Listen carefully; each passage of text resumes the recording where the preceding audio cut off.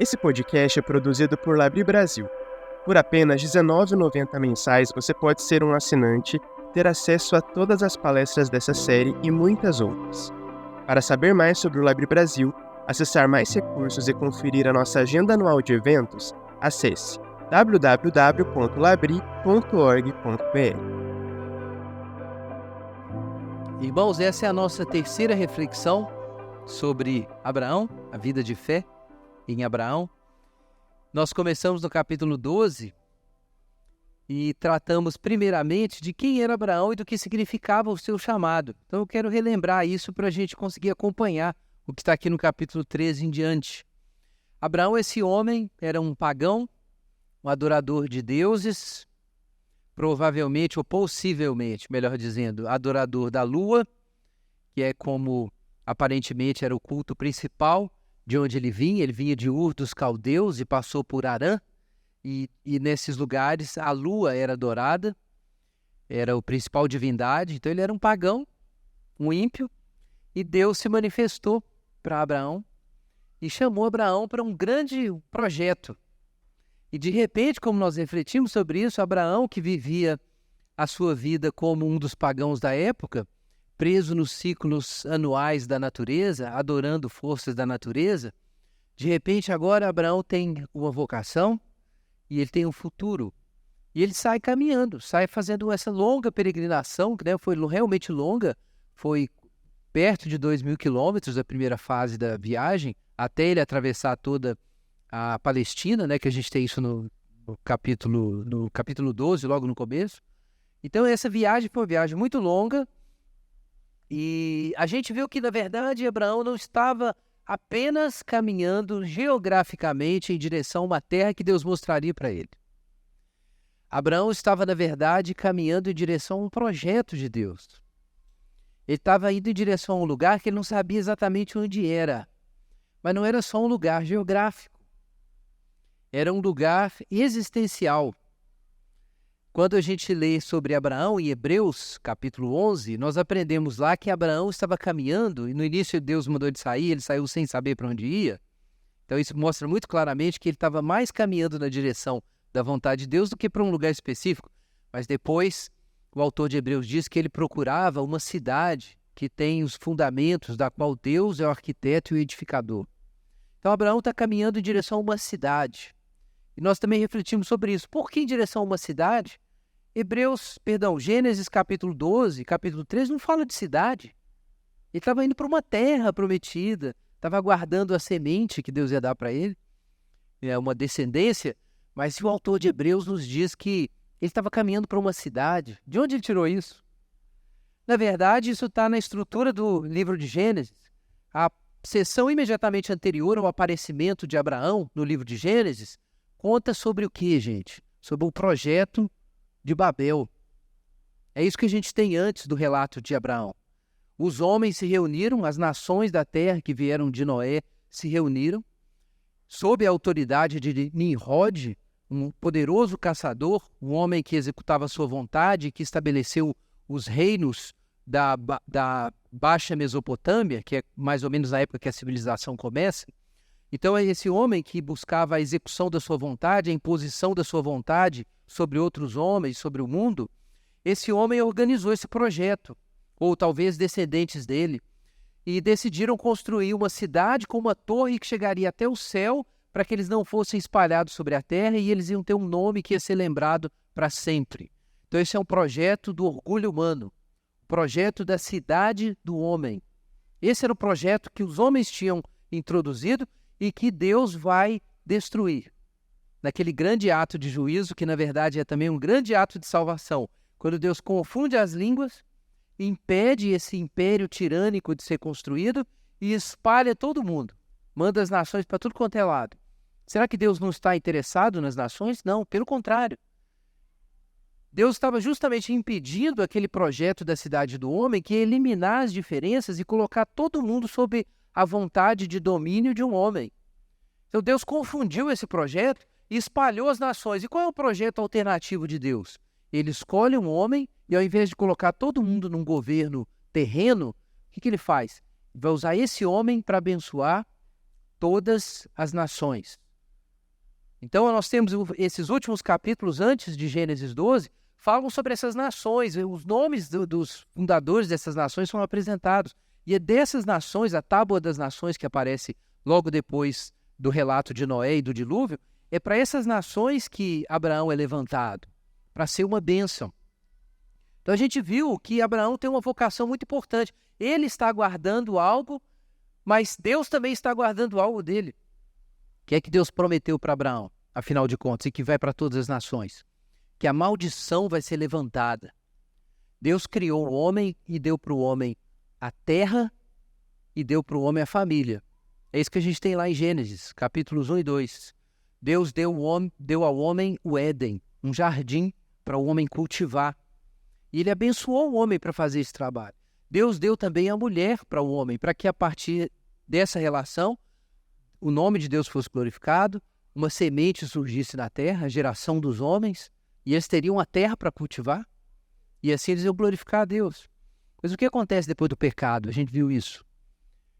A maldição vem exatamente sobre essas coisas. Deus diz para o homem que o trabalho dele seria feito com suor, que a terra ia produzir espinhos e cardos, e o Senhor diz, maldita é a terra por causa de ti. Então, por causa do pecado, a terra foi amaldiçoada. Mas a maldição não foi só sobre a terra, foi sobre a semente do homem também. A maldição atingiu a mulher. Deus disse para a mulher que ela teria filhos com dores. Esse é o contexto para a gente ler o caso de Abraão. Quando a gente lê o relato de Gênesis, a gente percebe que, de algum modo, Deus está protegendo o mundo. Ele manda o dilúvio, mas salva Noé.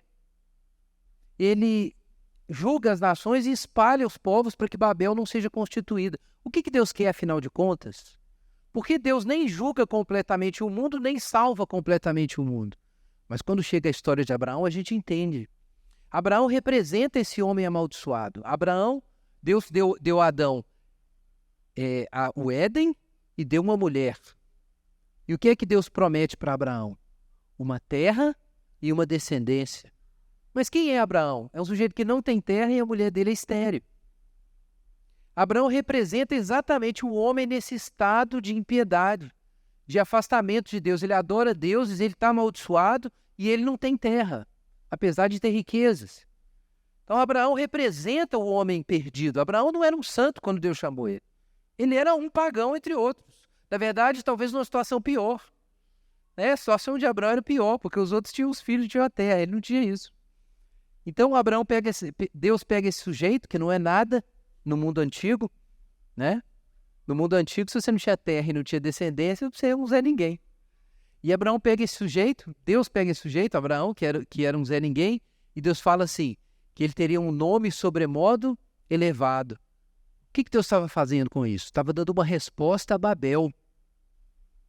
Porque os homens queriam que construísse essa cidade para que o seu nome fosse lembrado. Eles não fossem afastados, eles estivessem espalhados e tivessem um nome grande. Então Deus diz assim, olha, você vai ter um nome grande, mas você tem que andar comigo. Sai da tua terra, da tua parentela, da casa do teu pai e vai para a terra que eu te mostrarei. Agora, Abraão tinha uma longa caminhada e tinha uma lição muito importante para aprender, que ele levou a vida inteira para aprender. É uma lição muito importante, irmãos. Abraão ficou feliz da vida, porque ele ia ter uma terra, e ele ia ter uma semente, uma descendência, ia ter um nome. Mas Deus disse para Abraão que ia ter uma coisa que ia ter que acontecer com ele. Sê tu uma bênção. Essa parte do contrato, ela foi expressa muito claramente em Gênesis capítulo 12. Acho que vale a gente reler esse trechinho para os irmãos terem isso em mente na nossa reflexão. Verso 2. De ti farei uma grande nação, te abençoarei e te engrandecerei o nome. Sê tu uma bênção. Abençoarei os que te abençoarem, amaldiçoarei os que te amaldiçoarem, e em ti serão benditas todas as famílias da terra. Então vejam, Abraão vai receber a bênção de Deus. A maldição da queda vai ser levantada. Abraão vai ter o seu Éden e vai ter a sua Eva. Mas Deus diz o seguinte para Abraão, para você ser isso e todo mundo receber, você tem que se tornar a bênção que vai alcançar as pessoas. Então, a principal bênção de Abraão não é o que ele vai receber de Deus, é o que ele vai ser diante de Deus e dos homens.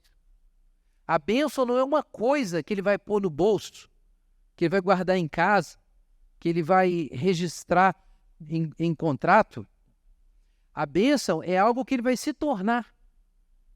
A bênção tem a ver com uma aproximação de Deus. Como é que as nações vão ser abençoadas? É porque Abraão vai se tornar como Deus. Como Deus é em Gênesis 1, aquele que cria e abençoa. Abraão vai se tornar semelhante a Deus. É isso que Deus quer de Abraão, acima de tudo. E Abraão tem que aprender essa lição, e a lição é difícil. E aí, quando a gente lê aqui Gênesis 12, a gente descobre que a primeira coisa que aconteceu com Abraão, depois que ele recebeu a promessa e foi para a terra que Deus ordenou, é que ele foi tentado. E eu mencionei isso para os irmãos ontem, que a primeira pessoa que você encontra depois que você vê Deus é o diabo. É o diabo. Como aconteceu com Jesus. Jesus foi batizado, e o Espírito Santo desceu como pomba sobre ele e ouviu-se uma voz do céu, dizendo: este é meu filho amado, em quem me comprazo. E aí, imediatamente depois, está lá em Mateus, capítulos 3 a 4, ou 4 a 5, 3 a 4. Imediatamente depois, o texto bíblico diz assim: foi Jesus levado pelo Espírito ao deserto para ser tentado pelo diabo. O que acontece com Abraão depois que ele recebe a promessa e percorre a terra? O que acontece na terra? Fome. Fome. Na terra que era a terra abençoada. O que Abraão encontra? Fome. Isso não faz a gente lembrar da primeira tentação de Jesus? E depois de 40 dias ele teve fome? E aí Satanás apareceu para ele: se tu és filho de Deus, manda que as pedras se transformem em pães. Então, o mesmo processo de Jesus, Abraão está passando. Abraão é um modelo, é um tipo, um exemplo do caminho de Jesus e do caminho dos filhos de Deus no futuro. Então, Abraão recebeu a promessa de Deus: eu tenho que ser uma bênção, aleluia. Mas aí veio a fome e veio Satanás. E o que acontece? Abraão precisa de uma terra e de uma mulher. Porque senão ele não vai ter, de fato, um Éden e uma semente para abençoar as nações. Não vai se cumprir o que está lá em Gênesis capítulo 1. E o que acontece com Abraão quando vem a fome, quando vem o medo? O que acontece? Abraão sai da terra que Deus mandou ele ficar e bota em risco a mulher dele. É como se não bastasse, ele tem uma terra que é quase dele e uma mulher que ainda é estéril. Pois ele quase perde a terra, que era quase dele, e a mulher estéril que ele tinha, ele ia perder também, porque o faraó ia ficar com ela. A gente leu isso. Porque ele não teve coragem, fugiu para o Egito, e o faraó achou que bom, por causa da mentira deles, né? O faraó acreditou que a Sarai era a irmã dele, o faraó queria ficar com a Sarai. Quase que Abraão perde a mulher e perde a terra. E a tentação era forte, porque enquanto ele estava perdendo a terra que Deus deu e perdendo a mulher a partir da qual ele teria sua semente, ele estava ficando rico. Porque o faraó estava dando para ele dinheiro, gado, tudo que ele precisava, ele estava ficando rico. Isso se chama, irmãos, tentação. Eram os velhos caminhos. Quem era Abraão? Era um sujeito que não tinha terra, não tinha filho, cuidava de gado, ganhava dinheiro, movimentava a economia local, fazia comércio. Essa era a vida de Abraão. Deus fala assim: ó, você vai ter outra vida agora. Você vai ter uma vida abençoada, você vai ter uma semente, vai cuidar de uma terra. E agora vem a tentação, é o Egito. O Egito é como o dos caldeus, é a cidade sugando o homem de novo para os seus projetos egoístas. E o que Abraão vai descobrir? Que se o próprio Deus não intervisse, ele tinha ficado lá no Egito. Ele tinha virado mais um mercador, criador de gado rico no Egito e tinha desviado. Abraão estava desviando, gente. Olha que coisa, primeiro relato do pai da fé, né? O nosso herói da fé, Abraão. Ele ouve a promessa de Deus, obedece um pouquinho, daqui a pouco está quase desviando, quase capotando. Aí Deus realiza uma ação. Deus se revela para o faraó e fala assim: olha, esse cara é profeta, como aconteceu mais tarde, né, que o Abraão escorregou também. E, com Abimeleque, esse cara é profeta, se você ficar com a mulher dele, na verdade as pragas chegaram, né, atingiram o Egito, então Deus falou com o faraó através disso, E o faraó procurou Abraão e falou, puxa, eu não sabia. Por que você não me contou? O que você fez comigo? Quer dizer, Abraão, enquanto ele se afastava de Deus e permanecia na maldição, o que ele trazia para o Egito, onde ele estava? Maldição. Então Abraão começou a entender, cara, então tem muita coisa em jogo. Tem muita coisa em jogo. Se eu não andar pela fé, se eu não andar com Deus, a experiência da bênção que eu estou esperando não vai acontecer e eu ainda vou amaldiçoar os outros. E aí Abraão é repreendido, ele toma uma sentada do próprio faraó, né? O pagão, o ímpio, chama a atenção dele, bota ele para correr, mas Deus é misericordioso. Então Abraão, de repente, se vê de volta à terra, e isso é o capítulo 13. Ele se vê de volta à terra que Deus deu para ele, e ele fala assim, imagina que ele parou e pensou e falou, puxa, se Deus não tivesse me arrancado do Egito, eu estava lascado. Então a primeira lição que Abraão, a segunda lição, melhor dizendo, que Abraão aprende, a primeira lição é que ele ia ser tentado, e a segunda é que se Deus não o sustentasse, ele caía. Abraão caiu. Ele só levantou porque Deus foi lá e buscou ele. Né? Na teologia reformada, a gente fala da perseverança dos santos. Aquele que começou a boa obra é que vai completar essa boa obra na nossa vida, até o dia de Jesus. Lição básica da vida cristã. Deus chama a gente tem que ouvir o chamado, mas a gente vai encontrar a tentação, vai encontrar a prova, vai ver a face de Satanás. E ela não vai vir como filme de terror, não. Ela vai vir como uma situação muito confortável, errada, mas muito confortável. E de fato, Deus foi tão misericordioso que ele cospe Abraão de volta para a terra, que é de onde ele não devia ter saído, e ainda dá para ele riquezas. E Abraão pode começar de novo. E dessa vez, o que Abraão faz? Versículo 3. Fez suas jornadas do Neguebe até Betel, até o lugar onde primeiro estivera a sua tenda. Ele voltou para um lugar que era no centro de Canaã, entre Betel e Ai. E foi até o lugar do altar que outrora tinha feito e ali invocou o nome do Senhor. O que Abraão fez? Voltou para o começo. Começou tudo de novo. Abraão se arrependeu. Ele entendeu que ele tinha que fincar o pé e seguir a vontade de Deus. Ele tinha que seguir as peregrinações dele sem desistir. E Deus tinha um plano para ele. Deus falou através daquela situação difícil, complicada, daquele fracasso dele no Egito. E agora Abraão vai começar de novo. E Deus continua o seu trabalho. E lá vem, irmãos, outra provação. E assim funciona a vida cristã. A gente vai caminhando um passo de cada vez. Irmãos, dessa vez Abraão vai sair melhor. Graças a Deus. E vai sair bem melhor. O que acontece? O que Abraão tem que enfrentar nesse momento? Um conflito. Surge um conflito resultante da bênção divina. Eles crescem demais, muito gado, muita gente, e fica impossível na região onde eles estavam, fica impossível a terra sustentar Abraão e Ló. Mas o que acontece é interessante, porque o Ló acompanhou Abraão desde o início. Ló, na verdade, sabia a razão por que Abraão foi para a terra prometida, porque Deus chamou ele para lá. Então Ló recebe bênçãos por causa de Abraão. Ló enriqueceu e se tornou alguém por causa de Abraão. E, de fato, é o que a teologia de Gênesis 12 ensina, é que a bênção vai por meio de Abraão. E a maldição também. Se alguém amaldiçoa Abraão, é amaldiçoado. Se alguém abençoa Abraão, é abençoado. Então, o que o Ló tinha que ter feito naquela situação? Se realmente havia um conflito entre os seus pastores e os pastores de Abraão. Ele não podia, de fato, aceitar esse conflito. E o que a gente tem implícito no nosso texto, nosso trecho, é que ele aceitou isso. Abraão tem que dizer para ele que não haja conflito entre mim e ti. Ele diz isso. Não era só um problema entre os pastores, os servos dos dois grupos. Era um problema do Ló também com Abraão. O Ló devia saber que a bênção para ele estava condicionada a acompanhar Abraão. E ele decidiu seguir o seu caminho. Mas essa situação de conflito, irmãos, ela é muito significativa para nós, é muito importante para nós. Porque, de fato, o conflito é a oportunidade da política. É por causa do conflito que tem política. Alguém disse que a guerra é a continuação da política por outros meios, e vice-versa. E é o que acontece aqui. Diante desse conflito de interesses, o que é que os dois vão fazer? Os dois estão na terra e eles têm um conflito de interesses. Essa é a outra prova que Abraão tem que enfrentar na sua peregrinação. E o que Abraão propõe para o Ló? Ló, faça a sua escolha.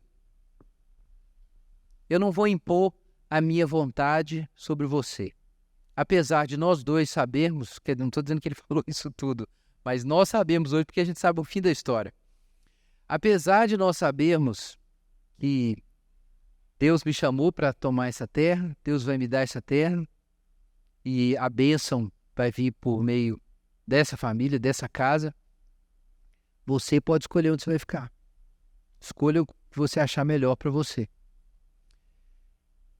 Então aqui nós temos um momento crítico na história de Abraão, porque Deus prometeu para ele a terra. E Abraão agora corre o risco de abrir mão da terra, mas de outro jeito, né? Não porque ele fugiu da terra. Não é porque ele fugiu da terra. É porque ele entendeu que só Deus pode cumprir as promessas que ele fez na vida dele. Só Deus pode cumprir. É interessante a gente ler a história de Abraão e perceber isso. Deus prometeu para Abraão uma terra e uma semente. Mas a todo momento, Abraão é desafiado a não buscar isso por conta própria, a entregar isso que Deus prometeu. Então a terra está diante dele e Abraão fala assim, tá bom. Ló, pode escolher, porque quem vai me dar a terra é Deus. Não adianta eu brigar pela terra. É a mesma coisa com o filho. Deus dá o filho e o que Deus vai dizer para Abraão? Entrega o filho. E Abraão vai entregar o filho. Por quê? Porque se Deus der, está dado. Se ele não der, não adianta. Não adianta você lutar por aquilo. Como se a sua felicidade, a sua realização pudesse ser obtida contornando a Deus. Já que Deus não está resolvendo o que eu preciso, então eu vou lá e dou um jeito. Abraão está entendendo que não tem jeito de fazer isso. Pelo contrário, Deus vai realizar as promessas. Então aqui nós temos uma contenda, temos um conflito, e Abraão tem que escolher se ele vai lutar pelo que é dele ou ele vai entregar o que é dele. E Abraão escolhe entregar. Faz todo sentido a gente ligar isso com a questão da cidade de Deus, da cidade que tem os fundamentos que Abraão estava buscando. Porque a lógica do pensamento de Ló não era a lógica da cidade de Deus. A lógica de Abraão era entregar e esperar que Deus colocasse isso na mão dele. Qual era a lógica de Ló? Eu preciso tirar vantagem. Eu preciso dar um jeito de sair ganhando nessa situação. De qualquer forma. E eu não preciso de Abraão. Eu não preciso de Abraão para ser abençoado. Eu não preciso dele. Eu posso ficar longe dele e buscar o que for mais interessante para mim, aos meus olhos. E o que acontece com Ló? Ló estende os seus olhos ali para a região das campinas do Jordão, indo na direção do Mar Morto, que na época ainda tinham vegetação, água, cidades, e ele cobiça aquela região. E ele decide que vai para aquela região, porque era mais interessante para eles. Com certeza havia outros espaços bons, mas que eram ocupados por cananeus e ferezeus. Então eles não tinham todas as opções possíveis para habitar a terra. E o Ló olha aquela região e fala, eu quero essa região, vou ficar longe do meu tio, não preciso dele, eu vou seguir o caminho de todo mundo, que é ir para onde as coisas estão dando certo. Eu quero prosperar, eu quero seguir as melhores opções. E a melhor opção era aquela Campina Verde. Tinha uma cidade lá meio pecaminosa, mas isso é um detalhe.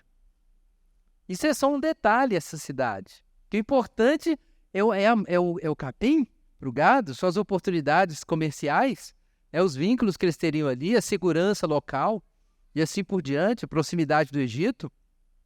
De fato, como é que Ló vê as coisas? Não, essa região, ela parece o jardim do Senhor. Não é assim que ele fala? O Éden. O Ló olhou para a região e ele viu o Éden lá, gente. Olha que coisa. Ele viu o Éden, mas ele não viu só o Éden, não. Lá diz que era como a terra do Egito, que era muito fértil também, né, em torno do Nilo. Então é engraçado esse lugar que uma hora parece Éden, outra hora parece o Egito, né? Mas foi isso que o Ló viu quando ele olhou. Olhou por sua conta. Veja que Abraão, a primeira coisa que ele fez não foi olhar. A primeira coisa que o Ló fez foi olhar. Qual foi a primeira coisa que o Abraão fez? Ele se lembrou que Deus ia dar a terra para ele.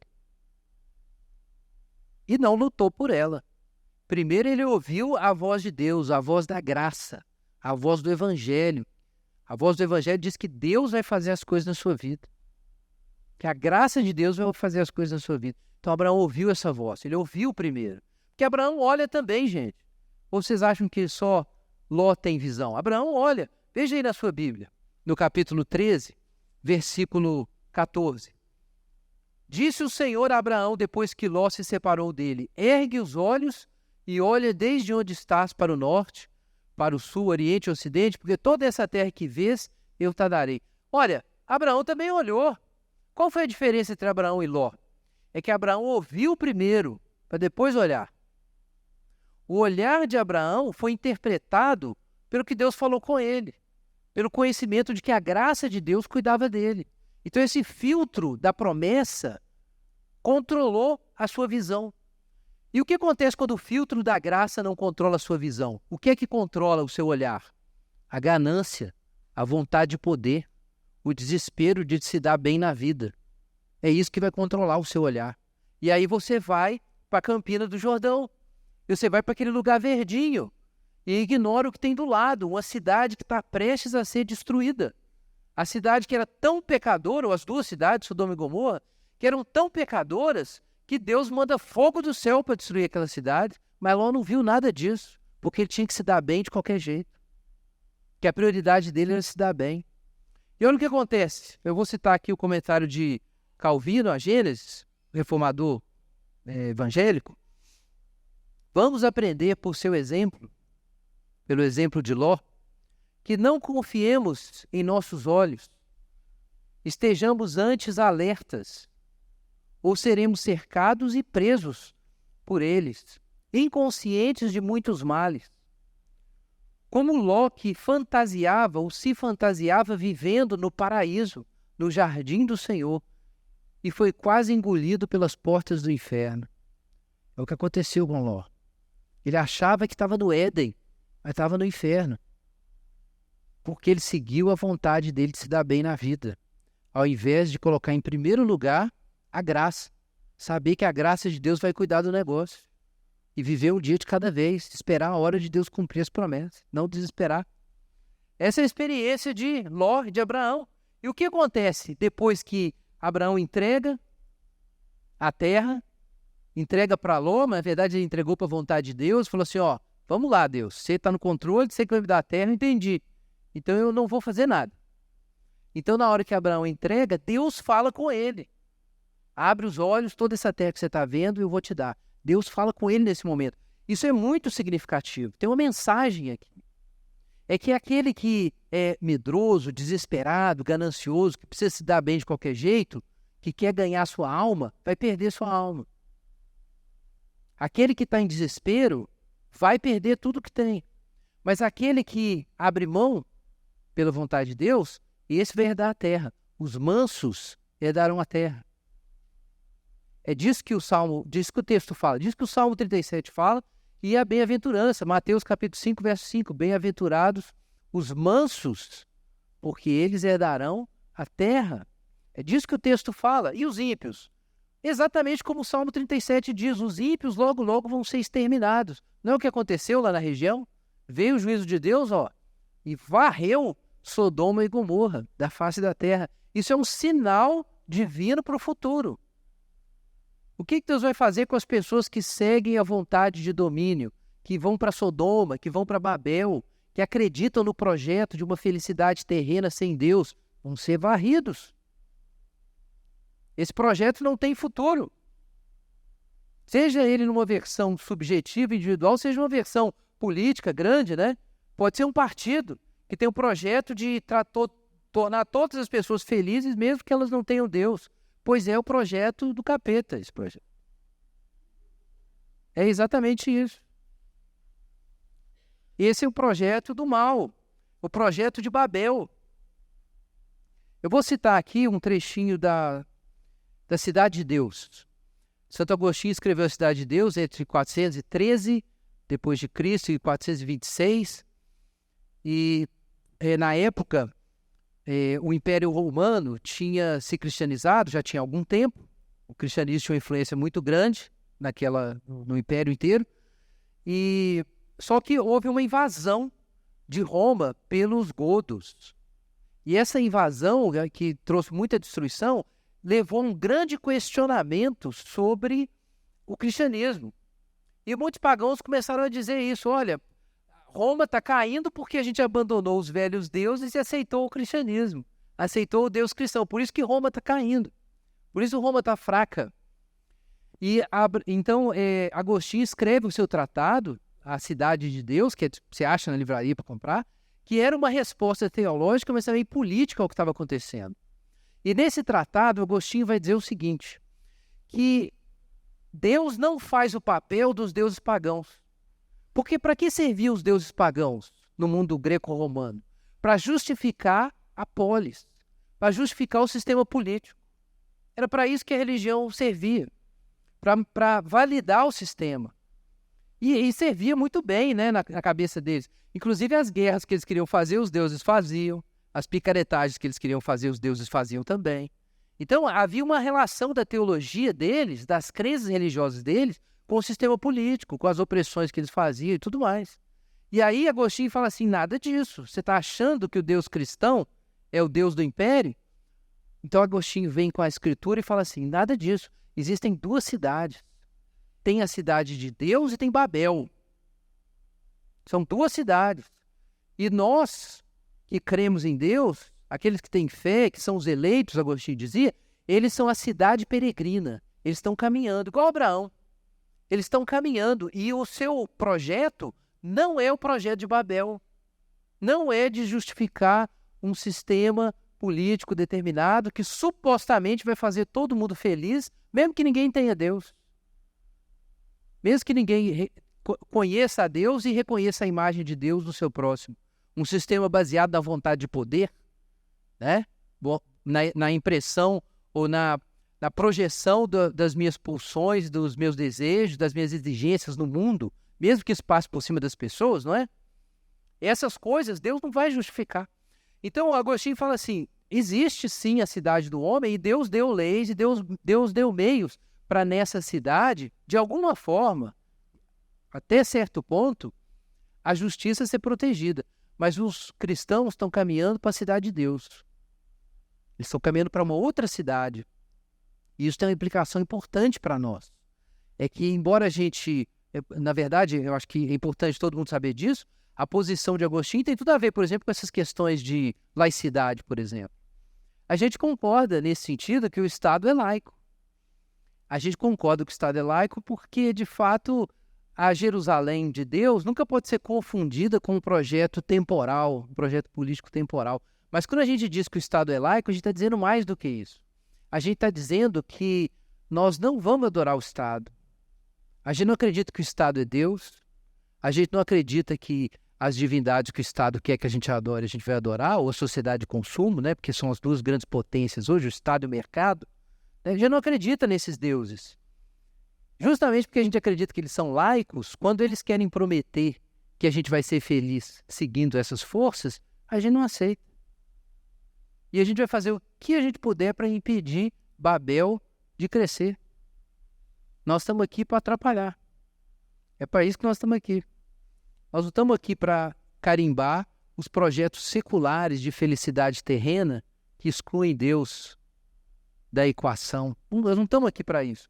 E por isso, não porque a gente queira as mesmas coisas que a cidade do homem quer, mas justamente porque a gente quer outras coisas, é por isso que o cristianismo teve importância histórica.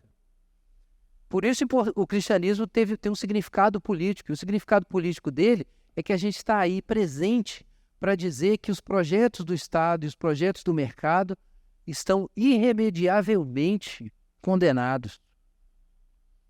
Deus vai confundir Babel, como sempre confundir, vai continuar confundindo. Não existe utopia secular que entregue o que é prometido. Nós vivemos num mundo quebrado, caído, que precisa de conversão, precisa de regeneração. Isso é muito importante. Quer dizer, é uma forma negativa, talvez, de fazer esse testemunho.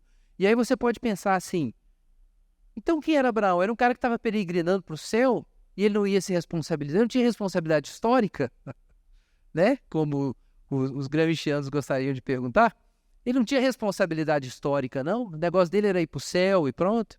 Era uma força assim de alienação. Não, de forma alguma, irmãos. O que é que Abraão, o manso, o que ele faz aqui no capítulo 14? O que Abraão faz, gente? Ele entra numa guerra. Então eu disse que os mansos herdarão a terra, mas os mansos não são bananas. Os mansos de verdade não são bananas. Abraão não era banana. Muita gente tem aquela imagem, né? Fica vendo filme bíblico de madrugada e tem aquela imagem de Abraão assim, bem velhinho, sozinho, né? Andando com um cajado assim, no deserto, com a Sara atrás dele, o vento batendo, a areia em cima dele. Né? Não, Abraão não era assim, não. Tem nada a ver com isso aí.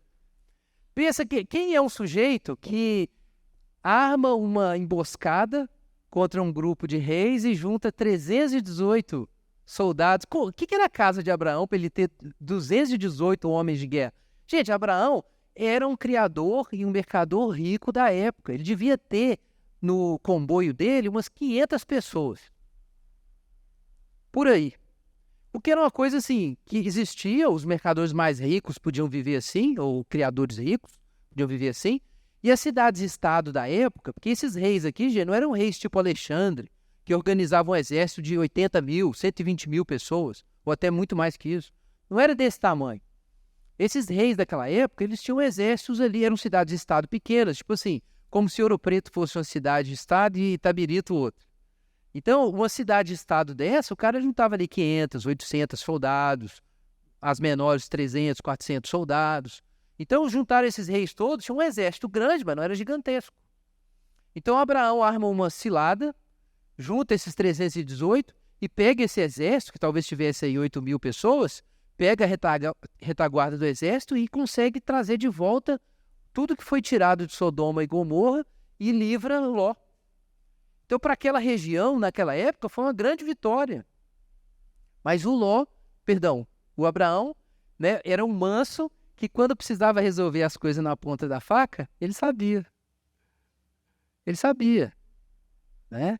Então, o que é isso? O que tornava Abraão manso se ele podia ser tão aparentemente violento em alguns momentos? Veja só o que Abraão faz, gente. Abraão está vendo aquela terra que vai ser dele, que Deus prometeu para ele, sendo saqueada, e ele vê o Ló, o sobrinho ingrato, que foi lá e escolheu aquela terra aparentemente melhor, mas de fato parecia a terra melhor até aquela altura, que Abraão ainda não sabia que Deus ia mandar fogo em Sodoma. Ele não sabia, não, a essa altura. Então, Abraão entregou o que ele tinha, ele correu o risco de perder, de ficar no prejuízo, né, de não se dar melhor do que os outros, e agora ele vai atrás do Ló para salvar o Ló, o sobrinho ingrato, e ainda ajudar as cidades da região, que no futuro tudo aquilo era para ser dele, então ele não tinha terra. Veja o que Abraão está fazendo, gente. Que ele não tem terra, mas ele está ajudando os habitantes da terra. Não é o que aconteceu com Abraão mais na frente, a gente leu isso na semana passada, que quando Abraão intercedeu pelas mulheres da casa de Abimeleque, da cidade de Abimeleque, depois disso, porque elas estavam estéreis, depois que ele intercedeu por elas, o que aconteceu com Sara? Sara ficou grávida. Então, o que Abraão está entendendo? Que se ele buscar em primeiro lugar a vontade dele, a maldição não sai e os outros são amaldiçoados. Mas se Abraão não buscar em primeiro lugar a sua bênção e buscar em primeiro lugar abençoar onde ele está, aí ele é abençoado. Essa é a lição que Abraão está aprendendo. Que ele não está ali para receber a bênção de Deus. Ele está ali para ser a bênção de Deus. E de fato, irmãos, quando ele luta uma guerra justa contra aqueles reis e para libertar o seu sobrinho, o que acontece? O rei de Salém, que significa o quê? Rei de justiça. O Melquisedeque, rei de justiça, isso é o que significa o nome. Veja o que ele diz para ele no capítulo 14, versículo 18. Veja aí na sua Bíblia. Melquisedeque, rei de Salém, trouxe pão e vinho. Era sacerdote do Deus Altíssimo. Abençoou ele Abraão e disse: Bendito seja Abraão pelo Deus Altíssimo, que possui os céus e a terra. Agora veja o verso 20. Bendito seja o Deus Altíssimo, que lhe entregou os seus adversários nas suas mãos. O que nós temos aqui, irmãos? Não é o cumprimento, pela primeira vez, do que está escrito em Gênesis 12? De ti farei uma grande nação, te abençoarei e te engrandecerei o nome. Sê tu uma bênção. Abençoarei os que te abençoarem e amaldiçoarei os que te amaldiçoarem. O que o rei Melquisedeque, um rei que representava o Deus verdadeiro, mas nessa época nem é da casa de Abraão, o que esse rei está dizendo? Ele está confirmando, Deus está falando com Abraão por meio dele. Agora você se tornou quem você tinha que ser. Você é um abençoado e Deus é bendito por causa do que você fez, do que você se tornou. E a promessa se cumpre. Então, irmãos, o que nós descobrimos aqui? Que Abraão está aprendendo aos poucos que o objetivo da sua caminhada, da sua jornada, não é se dar bem.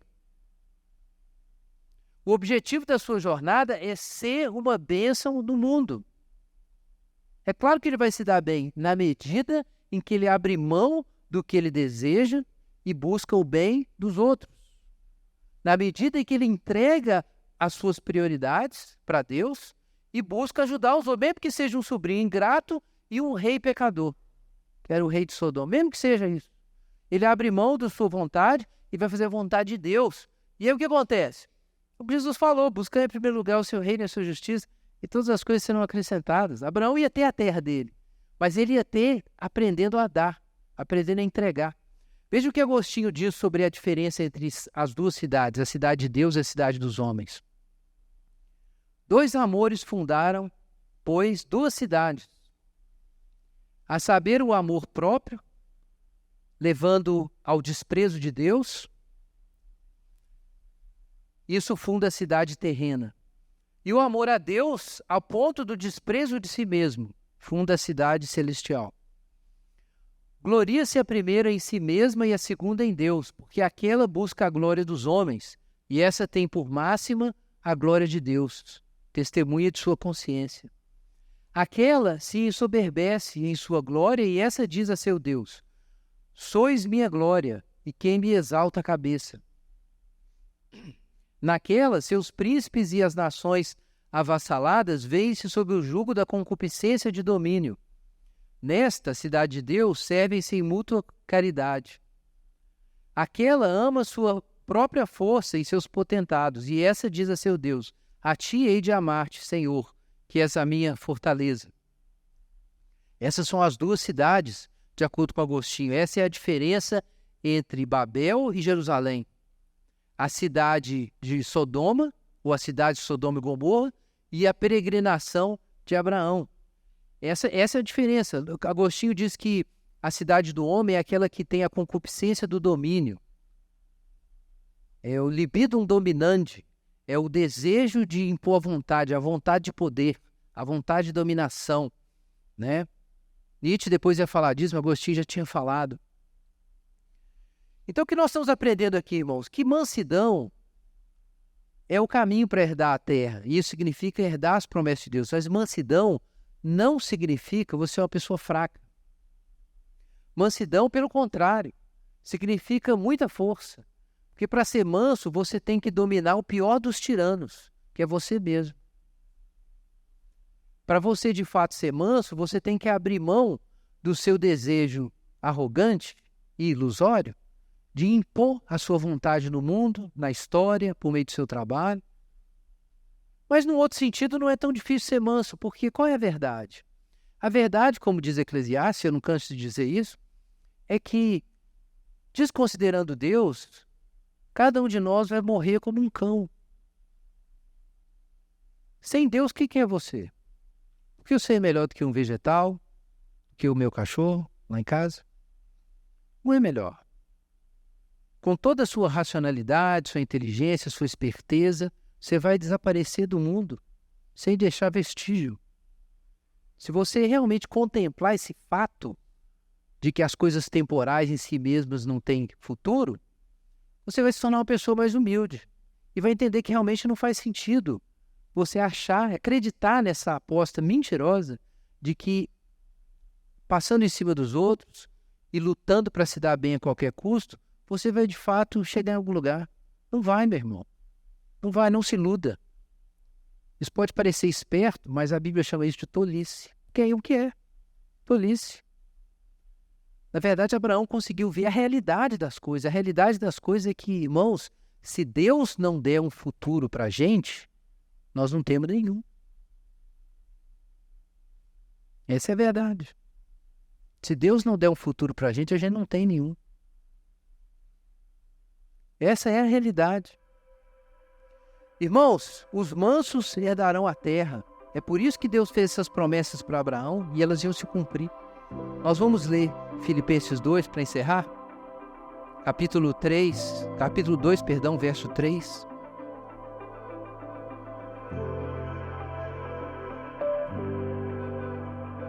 Filipenses, capítulo 2, verso 3.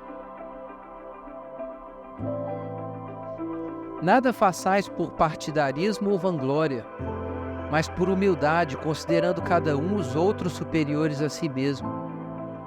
Não tenha cada um em vista o que é propriamente seu, senão também o que é dos outros. Verso 5. Tende em vós o mesmo sentimento que houve em Cristo Jesus, pois ele, subsistindo em forma de Deus, não julgou como usurpação ser igual a Deus. Antes a si mesmo se esvaziou, assumindo a forma de servo, tornando-se em semelhança de homens. E reconhecido em figura humana, a si mesmo se humilhou, tornando-se obediente até a morte e morte de cruz. Pelo que Deus o exaltou sobremaneira e lhe deu o nome que está acima de todo nome, para que ao nome de Jesus se dobre todo o joelho no céu, na terra e debaixo da terra, e toda língua confesse que Jesus Cristo é o Senhor, para a glória de Deus Pai. Jesus não apenas buscou a bênção, ele se tornou a bênção de Deus. Essa foi a lição que Abraão começou a aprender, e é a lição que a gente precisa aprender.